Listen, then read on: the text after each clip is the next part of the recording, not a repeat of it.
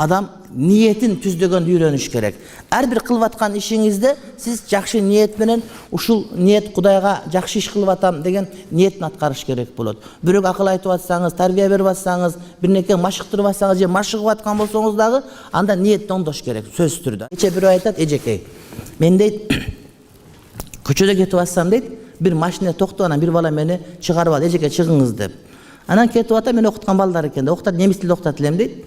Ана мен таандыңызбы дейт.